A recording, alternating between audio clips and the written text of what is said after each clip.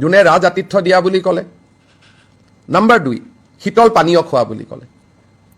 গতিকে ক্ৰিমিনেল কেছটো এনেকুৱা হয় যে সাংবাদিকসকলৰ ফ্ৰীডম অফ স্পীচ আছে, কিন্তু সঁচা মিছা বাতৰি কৈ থকাটোত ফ্ৰীডম অফ স্পীচৰ ভিতৰত নপৰে। গতিকে এই বিষয়টো মই ভাবোঁ যে আপোনালোকে যদি জেলখন চাব খোজে যাবও পাৰিব 2টা দিন পিছত, পৰিৱেশটো অলপ ঠাণ্ডা হৈ গ'লে। জেল ৰাজআতিথ্য জেগা হ'ব পাৰে নেকি? জেল কেনেকৈ ৰাজআতিথ্য জেগা হ'ব পাৰে? আমি একেখন টকা খৰচ কৰি জেলহে বনাইছোঁ, আমিতো হোটেল বনোৱা নাছিলোঁ।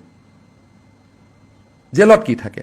সৰু সৰু ৰুম থাকে, এটা ৰুমৰ পৰা এটা ৰুমত আহিব নোৱাৰা, ডাঙৰ ডাঙৰ ৱাল থাকে। জেলত ৰাজআতিথ্য হ'ব পাৰে নেকি? যদি আমি হোটেল এখনক জেললৈকে কনভাৰ্ট কৰিলোহেঁতেন, তো ৰঞ্জন দৈমাৰীৰ ক্ষেত্ৰত আমি তেওঁক এটা গেষ্ট হাউচত ৰাখিছোঁ। NDFBৰ বহুত কেইজন একিউজত চিৰাঙত এখন আমি গেষ্ট হাউচত ৰাখিছোঁ। তাত ক'ব পাৰে ৰাজআতিথ্য বুলি, আৰ্গুমেণ্টছে। কিন্তু জেলতে ৰাখিলে জেলখন কেনেকৈ ৰাজআতিথ্য হ'ব পাৰে?